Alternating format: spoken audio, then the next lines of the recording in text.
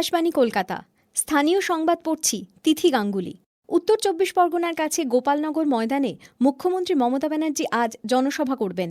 তবে আজ সকাল থেকে ব্যাপক কুয়াশার কারণে দৃশ্যমানতা কমে যাওয়ায় মুখ্যমন্ত্রী শেষ পর্যন্ত সড়কপথে সভাস্থলে যেতে পারেন।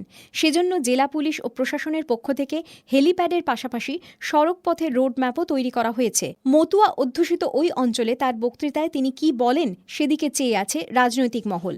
বিজেপির সর্বভারতীয় সভাপতি জগৎ প্রকাশ নাড্ডা আজ দুদিনের সফরে রাজ্যে আসছেন। দলীয় সূত্রে জানা গেছে, হেস্টিংসে তাঁর দলের নির্বাচনী কার্যালয় ও ৯টি জেলা কার্যালয়ের উদ্বোধনের কর্মসূচি রয়েছে। অনুষ্ঠান শেষে তিনি ভবানীপুরে আর নয় অন্যায় কর্মসূচির আওতায় গৃহ সম্পর্ক অভিযানে অংশ নেবেন। বিকেলে কালীঘাট মন্দির দর্শন করবেন। আগামীকাল তিনি ডায়মন্ড হারবারে দলীয় কর্মসূচিতে অংশ নেবেন এবং পরে সাংবাদিক বৈঠক করবেন বলে দলের মুখপাত্র শ্রমিক ভট্টাচার্য জানিয়েছেন।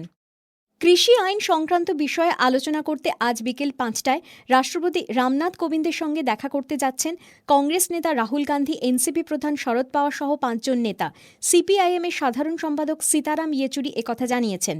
এদিকে কৃষি আইন নিয়ে অচলাবস্থা কাটাতে আন্দোলনরত কৃষকদের সঙ্গে কেন্দ্রীয় স্বরাষ্ট্রমন্ত্রী অমিত শাহের বৈঠক সত্ত্বেও এখনও কোনো সমাধান সূত্র মেলেনি।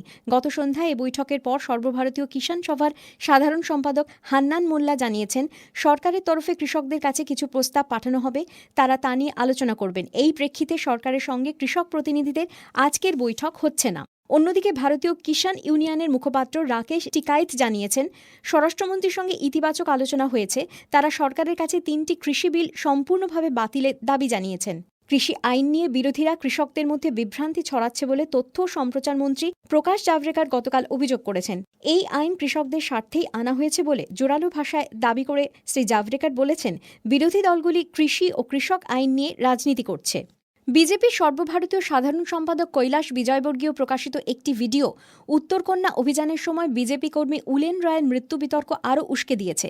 ভিডিওতে এক পুলিশ কর্মীকে বন্দুকে গুলি ভরার পর তাক করে ছুটতে দেখা যাচ্ছে। শ্রী বিজয়বর্গীয় দাবি, ওই পেলেট গান থেকে ছড়রা গুলি ছোড়া হয় এবং এরকম আরও অনেক ভিডিও তার কাছে আছে যা প্রমাণ করে পুলিশের ছোড়া গুলিতেই নিহত হন উলেন রায়।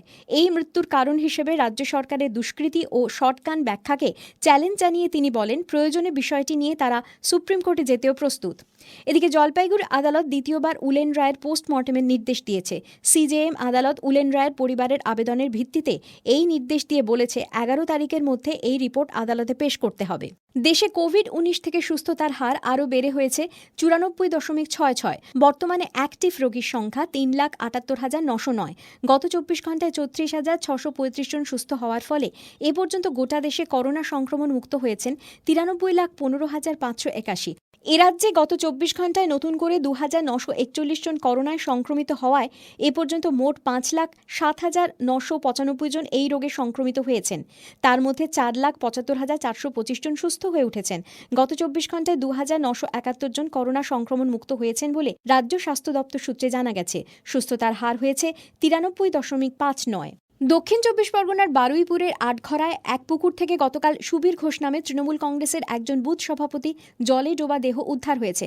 গত সোমবার থেকে তিনি নিখোঁজ ছিলেন। দেহটি ময়নাতদন্তের জন্য পাঠানো হয়েছে। বিপরীত ঘূর্ণাবর্তের প্রভাবে বায়ুমণ্ডলে প্রচুর জলীয় বাষ্প প্রবেশ করায় কলকাতা সহ রাজ্যের বেশিরভাগ জেলায় কুয়াশার দাপট চলবে। আগামী সপ্তাহ পর্যন্ত এরকম অবস্থা বজায় থাকতে পারে বলে আলিপুর আবহাওয়া দপ্তর সূত্রে জানানো হয়েছে। উত্তরে হাওয়া বাধাপ্রাপ্ত হওয়ায় ডিসেম্বরের মাঝামাঝি সময়েও শীত তেমন অনুভূত হচ্ছে না।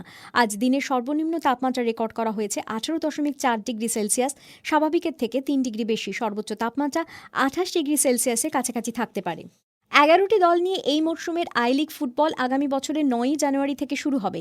যুবভারতী ক্রীড়াঙ্গনে উদ্বোধনী ম্যাচে মোহামেডান স্পোর্টিং আই লিগের নতুন দল সুদেবা দিল্লি এফসির মুখোমুখি হবে। ৭ বছর পর মোহামেডান স্পোর্টিং আই লিগের মূল পর্বে খেলবে।